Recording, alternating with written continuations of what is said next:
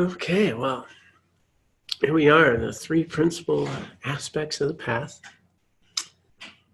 Those of you online, we have quite a group online, just wanted to remind you that if you'd like to share or have a question, there should be a little button to raise your hand and I'll see it, and then we can mic you and you can ask a question.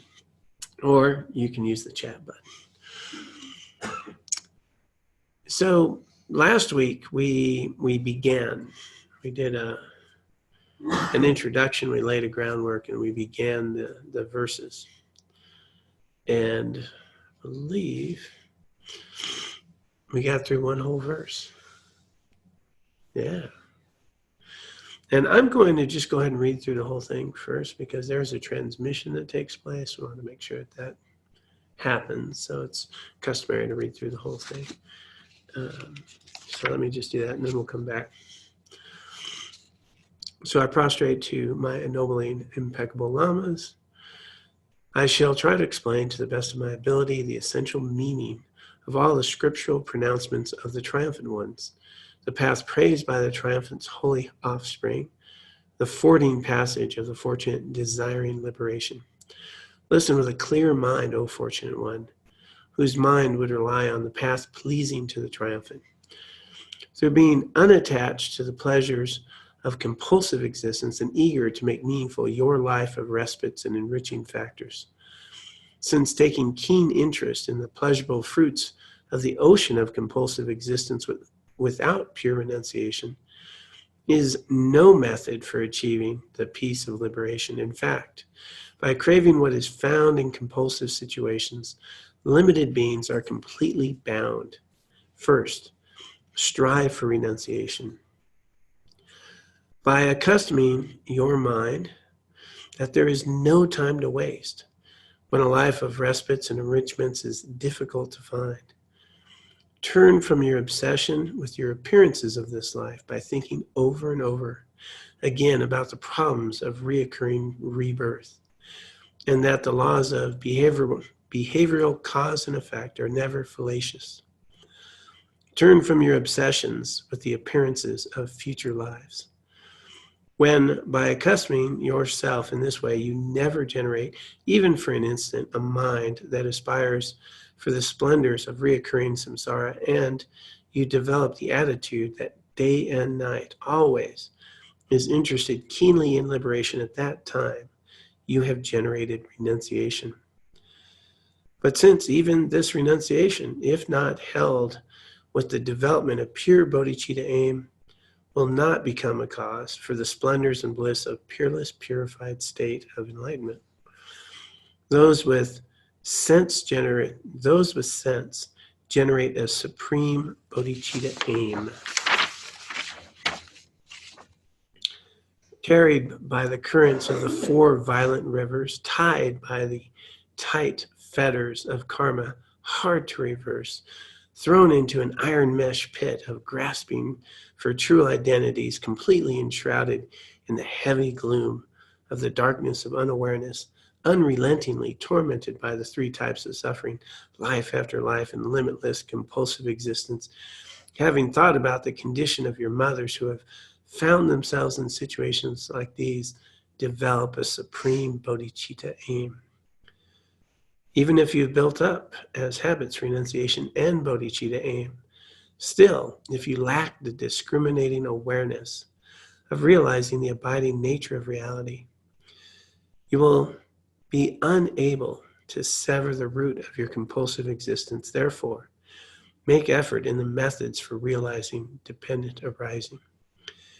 Anyone who has seen that the laws of behavioral cause and effect regarding all phenomena of samsara and nirvana are never fallacious, and who has had fall apart the sustaining supports of his or her cognitions aimed at inherent existence, whatever they might have been, has entered the path pleasing to the Buddhas. Appearances are non-fallacious, dependent arisings, and voidness is parted from any assertions of impossible way of existing. So long as you have these two understandings appearing to you separately, you still have not realized the able one's intention.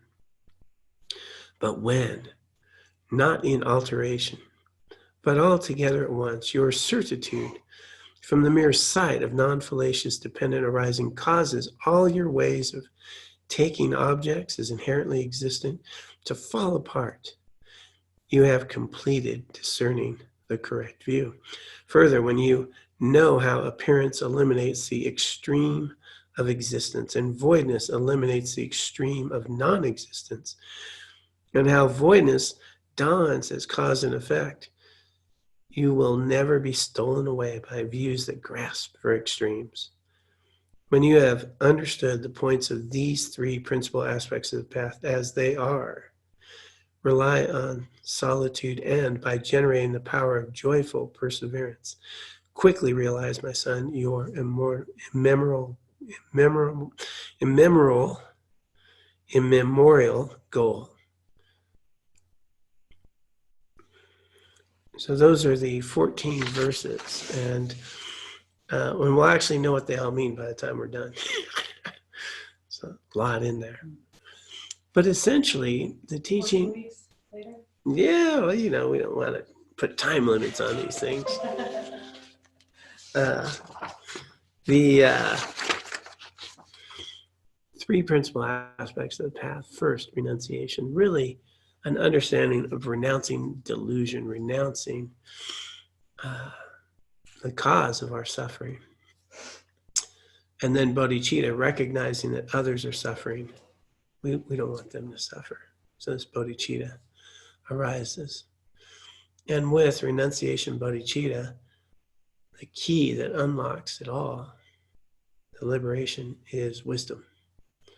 Seeing things as they are, understanding dependent arising, and recognize that. So this is a very short, concise, all three key aspects in just 14 verses. So really pith instructions. Okay, and again online, if you have any questions or make a comment, just raise your hand. So last week we said, I shall try to explain to the best of my ability the essential meaning of the scriptural pronouncements of the triumphant ones, the path praised by the triumphant's holy offspring, the fording passage of the fortunate, desiring liberation. And those refer to basically the renunciation, the bodhicitta, and wisdom. And the second verse, listen with a clear mind, O fortunate one, whose mind would rely on the path pleasing to the triumphant, the path of full awakening, pleasing to the Buddhas, through being unattached to the pleasures of compulsive existence and eager to make meaningful your life of respites and enriching factors. So here it's just imploring us, listen with a clear mind, O fortunate one, who would rely on this path and the path pleasing, the path of liberation, the path of Buddhahood, through being unattached to the pleasures of compulsive existence and eager to make meaningful your life of respites and enriching factors. Basically saying, we're tired of suffering. I am not attached to these very temporal, compulsive pleasures of existence, that I am not going to be dragged around by every impulse and feeling and desire and worry and concern, that I do not want to keep trying to feel good for a moment, only to have that moment come and go. That I'm tired of chasing my whole life, trying to get everything to line up just so I can be happy for 10 minutes, an hour, whatever, only to have it go. That I'm tired of being caught up in this compulsive existence and knowing that the suffering comes from this attachment. I want to become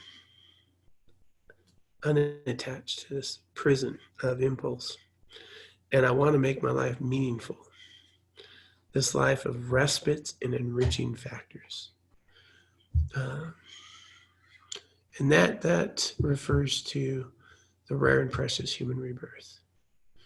Opportunity and leisure, respite and enriching factors. Which basically says right now that I have this life with opportunity, with respite.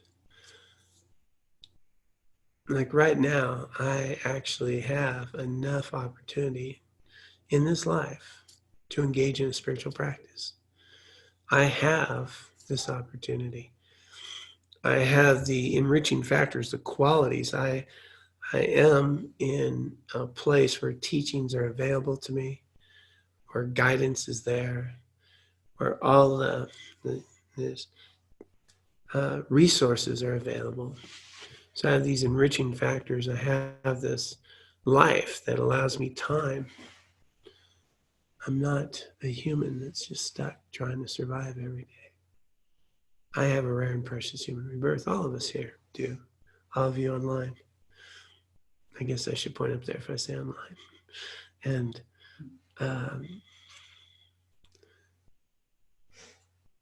it's rare. And we'll unpack a little bit more of that. But it's saying right now you have it. Listen. Those of you that would like to engage in this path, here's the 3 aspects. That's what we're sharing. Then they'll unpack.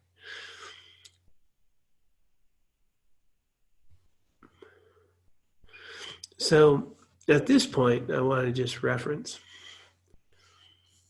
that we often talk about 3 scopes or 3 motivations within Tibetan Buddhism. Mahayana Buddhism is I can engage in this path at multiple levels of motivation. I can engage in this path, and they're saying here, those of you who are now unattached to the pleasures of compulsive existence and you're eager to make meaningful your life of respites, enriching factors, that you would rely on a path pleasing the triumphant one. They're specifically really talking about the full path of Buddhahood. and this addresses that.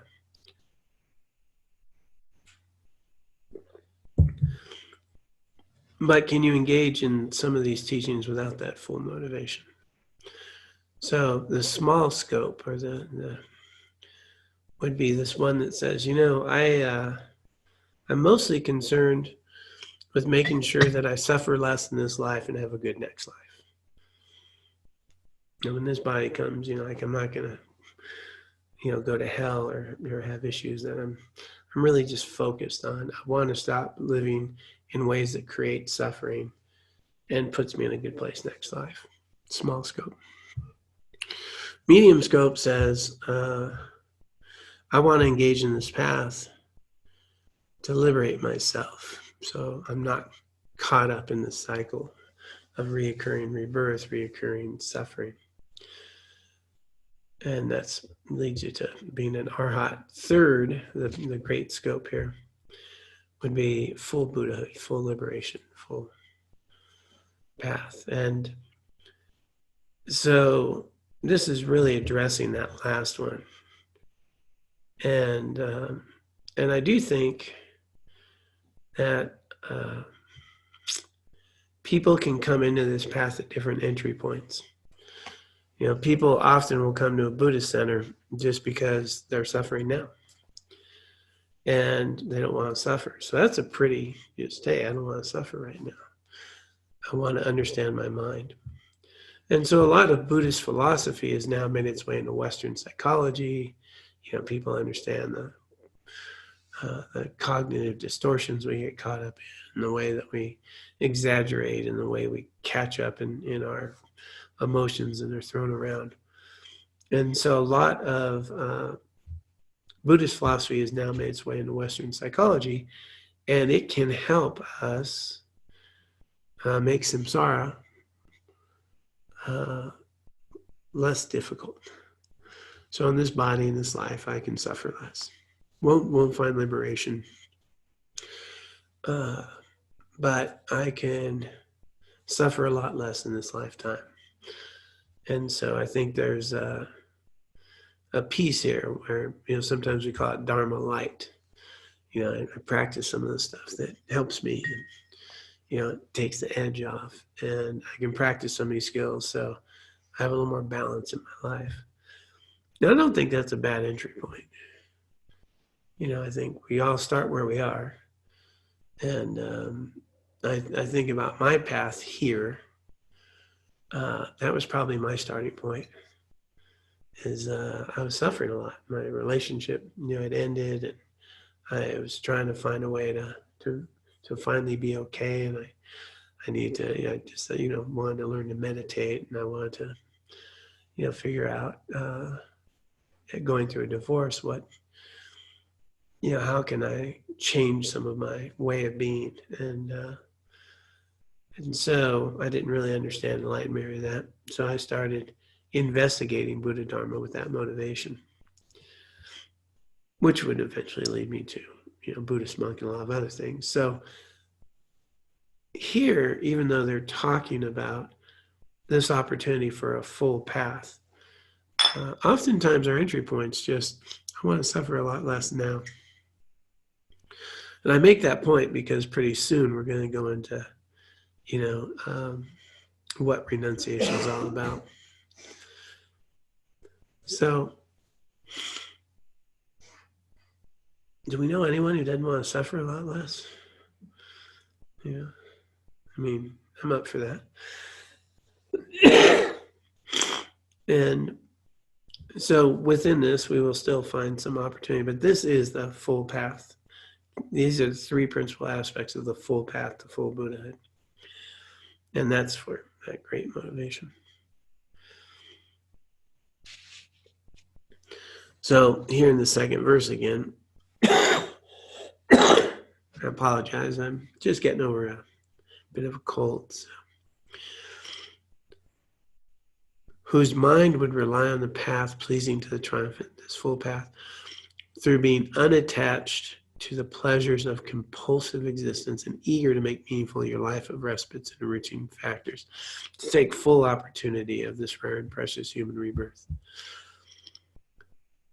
Verse 3. Since taking keen interest in the pleasurable fruits of the ocean of compulsive existence without pure renunciation is no method for achieving the peace of liberation. In fact, by craving what is found in compulsive situations, limited beings are completely bound. So here's the warning, that we're going to give you some tools. We're going to give you some teachings. But as long as you are just using those to decorate samsara, to make life here a little nicer, it's never going to cause liberation. So we have a keen interest. So, have a keen interest in pleasurable fruits of the ocean of compulsive existence. What they're talking about is samsara, this ocean. And by compulsive existence, being compelled to do something, that's karma, right? I'm compelled. I can't stop doing it. I'm compelled all the time. I have these habits and tendencies, and I find myself wanting to be different in a particular way, starting a new habit, wanting to be a particular way, and I keep going back to this habits and this conditioning. And so the pleasures of compulsive existence is samsara. It's an existence dominated by karma, cause and effect. And as long as I'm attached to those, I'm not going to find liberation. Can I improve the quality of my life? Yeah, that's possible. But I won't have liberation. And a key point here is it doesn't mean that you need to go live in a cave and eat rice. I'm a bit of a rice addict. Right? Yeah, we're allowed to. I like a lot of rice, but it could be a good aspiration. It's the attachment to these things, right? It's the attachment to these pleasurable fruits, not the fruits themselves. So we can engage in a life with a nice, healthy environment and have our needs met, and even eat ice cream on occasion and be okay. I mean, it's not, they're not saying, go be, a renunciate with a little sack and just a little thing. They're just saying that understanding that I have this life and that it has a greater purpose, and I'm going to be thoughtful about how I use my resources and my time, and start to understand the limitations of these offerings of my life, right? There's no one person that's going to make me fully happy. There's no one house that's going to be my happy house. There's no, the right job that's going to keep it all, beautiful. Like, there's no way that I can fix all that up, that it's going to last and make me happy. And if I keep chasing that, I'm going to suffer. That's what they're talking about, the delusion that if this, and that all happens, I'll be happy. I'll have a happy life. Instead of where the real cause of my happiness comes from, my ethics, my behaviors, my understanding of the nature of my relationships with phenomena and myself. And so they're just saying, now that you have a keen interest, it's saying that if you keep that keen interest in pleasurable fruits, without pure renunciation, it's no method for achieving the peace of liberation. In fact, by craving what is found in compulsive situations, limited beings, and by limited beings, that's us. That's beings that are stuck in samsara, beings that are subject to this karma, beings that don't see clearly, we're limited, are completely bound. We're bound to samsara, to cyclic existence. And so it says, first strive for renunciation. This is the starting point. This is first. Just going to pause there and see if anyone online has there's so many people, I can't see you all. So do you have question or anything? Yeah. So first we strive for renunciation. This is the entry point within this path, 5 pathways of the mind they talk about. So renunciation is the entry point. Sorry. Maybe a cough drop would help.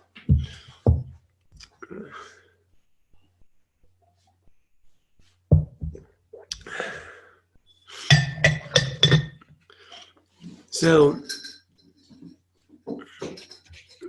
by renunciation, again, we want to renounce the sound there. So thank you.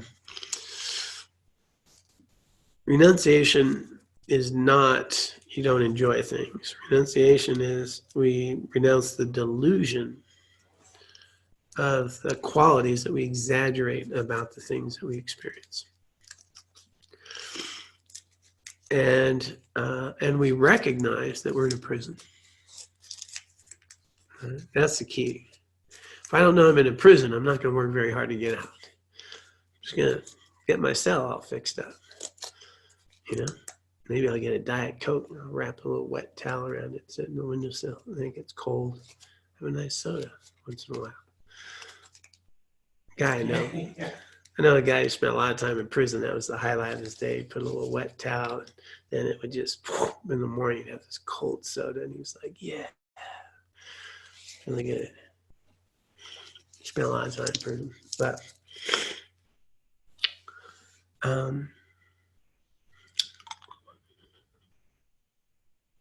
so first strive for this renunciation. Well, how do we do that? And this 4th verse says, by accustoming your mind that there's no time to waste, When a life of respites and enrichments, this leisure and opportunity, is difficult to find, turn from your obsession with appearances of this life by thinking over and again about the problems of reoccurring rebirth, and that the laws of behavioral cause and effect are never fallacious. Laws of karma are always true. They're never false. Turn from your obsession with appearances of future lives. So it starts with this very simple thing: recognizing and training our mind that there's no time to waste. I mean, wouldn't that be great? Anybody here ever procrastinate? Yeah. There's no time to waste. That really starting to understand that I don't know how much time I have. You know, this is this meditation that we have a rare and precious human rebirth. It's difficult to find, as he says, when a life of respites and enrichments is so difficult to find. In other words, it's taken eons of lifetimes to have the life that we have. I mean, think about all the causes and conditions that came into being, even how the earth was formed, or all that, for us to be here now, to have the life that we have, to be in an environment with teachings and a path of awakening in front of us. It's pretty rare. How few humans have this opportunity? And here we are in a time where we can receive teachings. You know, we have a much larger group online than here, that you can be at home receiving teachings on a path to awakening. And in the old times, I mean, people would have to travel over mountains and valleys and, you know, receive a teaching. And we can Google the Dalai Lama, you know, like, it's right here. This path is here. There's people who walk the path. There's people who have made it available for us. And so we want to accustom our mind first that this life is really difficult to find. How many humans do you know that have such a life? And that's just humans, not even all life, just humans. How many people are sitting around on a Wednesday evening right now, really seeking to understand their mind, themselves, and to cultivate their highest potentials tonight? Out of over 7 billion humans, there's not a lot of a percentage doing that right now. Some because they can't. They're just trying to survive. Some don't even have freedom to pursue a spiritual path. Some have never been exposed to one. Some have all types of other mental afflictions. Some have all the money and resources, but have absolutely no interest. A lot of people are just hanging out at the bar at night.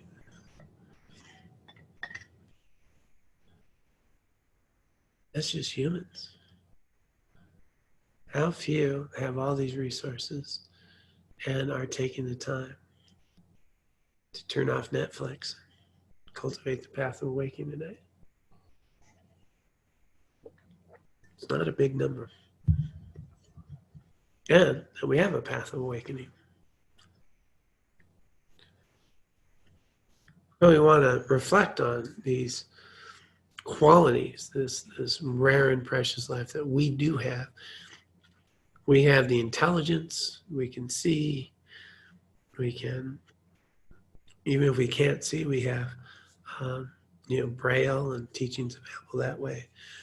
If we're here in a Dharma teaching, we have all these resources available. The path of awakening is here.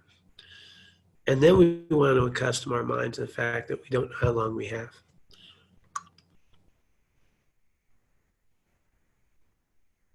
So that's the real problem. Because I think I have a lot of time.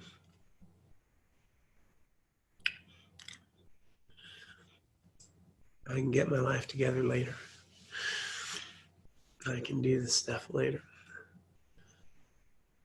And so this verse is bringing together the four thoughts that turn your mind to Dharma. By accustoming your mind that there's no time to waste, and that's this reflection on impermanence. When a life of respites and enrichments is so difficult to find, that's a rare and precious human rebirth. Turn from your obsession with appearances of this life. Really understand the nature of samsara by thinking over and over again the problems of reoccurring rebirth, and that the laws of behavioral cause and effect are never fallacious, karma, and turn from your obsession with appearances of the future. So the four thoughts that turn our mind to Dharma is the rare and precious human rebirth, impermanence, karma, and samsara, the nature of this suffering. And that's what this verse is really talking about. Engage in the four thoughts that turn our mind to Dharma. Take some time to really meditate and get a sense of realization, not an intellectual discussion. Because you and I can all sit here and go, yeah, I get that. I don't know if I'll be here tomorrow. But do we really get that? Or is that just kind of an idea? Like, I know it's possible. Well, what if I really understood that I don't know how many days I have? And that each day is precious. That every single day I'm alive is rare and precious, will never come again. And that right now, I can be cultivating this path.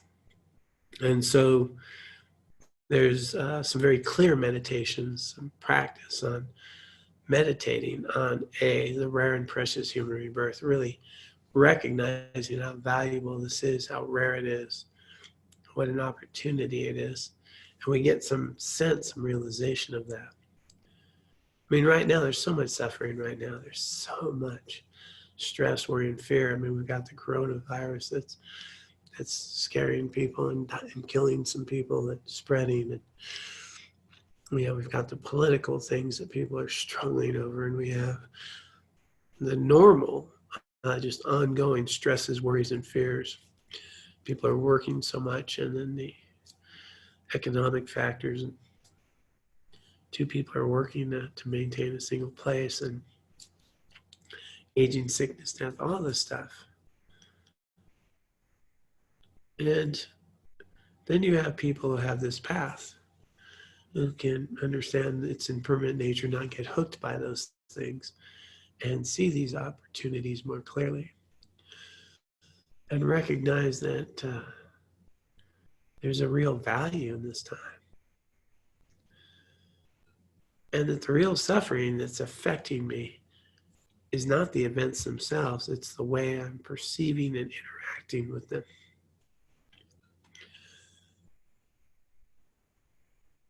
How few people get that vision? Right now, we can walk and talk, and your life's probably not a whole lot different than it was yesterday. And might not be that different tomorrow.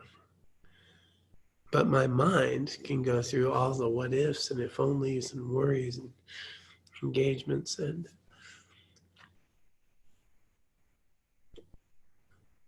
if I can see more clearly and understand the natural ebb and flow of these experiences and the potential that we can bring to them,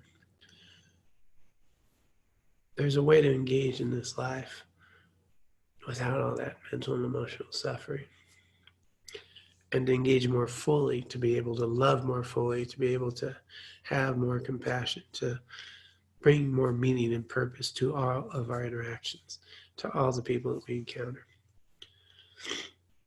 Instead of living fearful, stressed, worried, anxious, and self-critical. And I might recognize that I'm enough, I'm okay, and so are you. And then we're on a journey together here. And we really don't know where it's going. Things that seem so terrible give rise to other things that turn out to be quite amazing. Things that seem so amazing turn out sometimes give rise to things that are a bit challenging. And we actually have teachings that help us ground much more in reality of this and not be hooked by them. So it's pretty rare. And so I don't want to waste this day.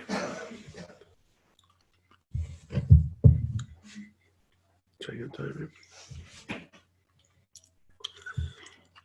So taking some time to really recognize the value of this opportunity, and then really understanding that I don't know how many days I have, how many years I have. What I do know is this day will never come again. And what I do know is that every day I'm alive, I'm a little closer to my death, right? And that does not need to be pessimistic. That could be inspiring. Like, I'm alive still. I'm going to make good use of today. I'm growing today. I am becoming in every moment. I'm not stuck. I'm not stuck in my pain. I'm not stuck in my worries. I'm not stuck in my insecurities. I'm not stuck in my mistakes. I am changing and growing moment to moment. And I am becoming in every moment. And every day is a new opportunity to become. So let's not waste that.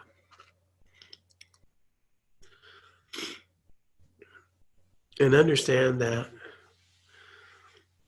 the laws of behavioral cause and effect are never fallacious.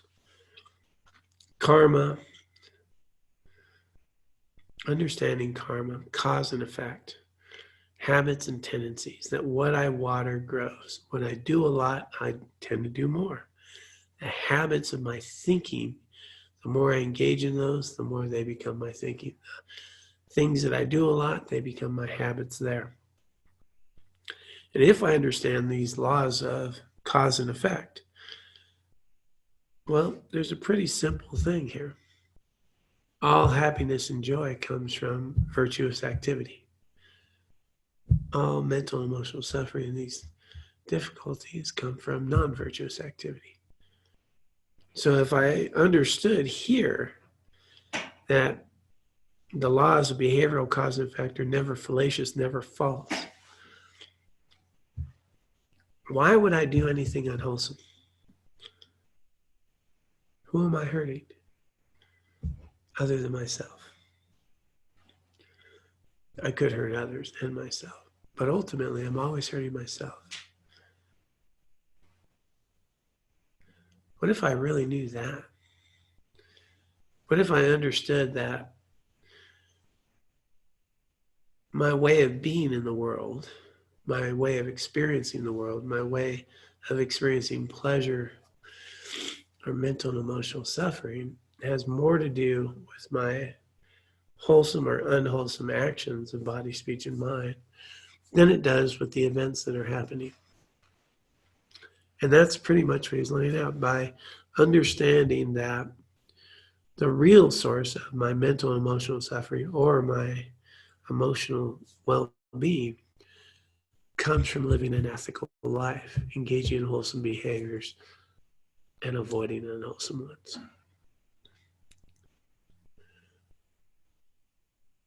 Then life gets pretty simple, right?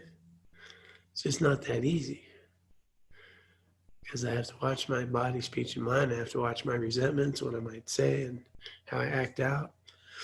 Or, what habits do I cultivate? What attitudes towards people? Do I say things that are divisive? But if we really start to understand that how I'm experiencing the world has a lot to do with the seeds I've planted in my mind, well, then I'm going to be very careful about what I plant, the karma that I create. And the beautiful thing there is I'm doing it. I am becoming in every moment. And I can be planting the seeds right now for my well-being.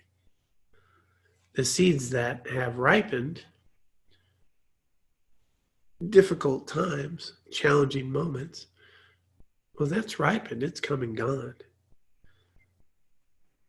And now I have new opportunities to plant new seeds. Really empowering that we are becoming in every moment. And I have an opportunity in all the moments of my life to plant seeds that cultivate this path and a greater sense of well-being. And that can be done at any level. All right, we're already at 7:30. So just checking, we do have a chat message here. Let me see what we got.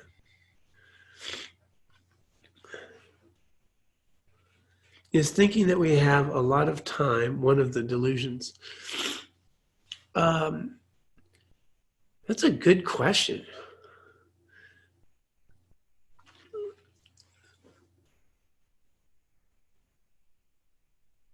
It's certainly an unhelpful thought, but it also is a delusion.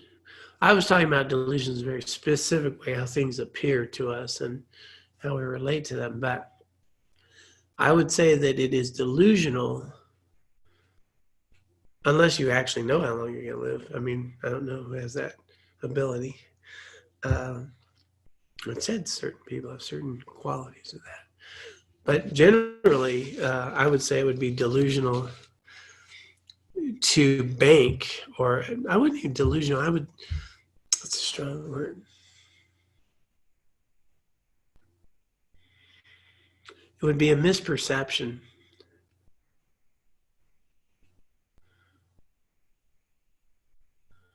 A misperception to think that I have a lot of time and to bank on that. Because in truth, so it would be delusional thinking.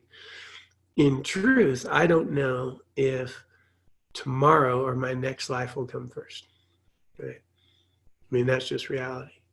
Reality is I don't know how much time I have. So to think I know I will have a lot of time, I had to just talk my way through that. Thanks for that question, Shelley. It's usually referenced, though, more as just a piece of clarity. And, that, wow,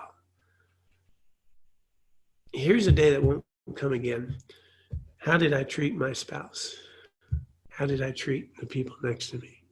How did I engage in this day? What am I cultivating? Because we can get so caught up, and we can even not live in today. We're so worried about tomorrow. So to really engage in today, recognize that we don't know how many we have. There's an actual 9-point meditation on death. But the gist of it is death is certain, time of death is uncertain. At the time of death, only Dharma can help. When this body ends, the only thing that's going to help you is how you lived your life. And that's what matters. What if we kept track of how we're living our life mentally and emotionally, like we did our checkbook or how much money we have?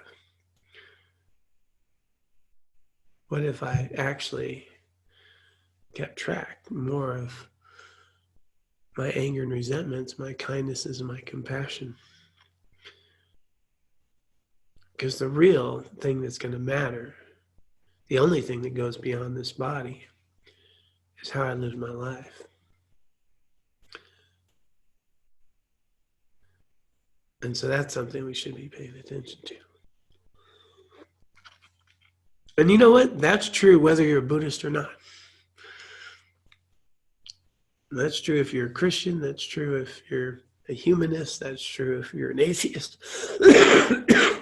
At the time of death, what's going to matter is how you lived your life.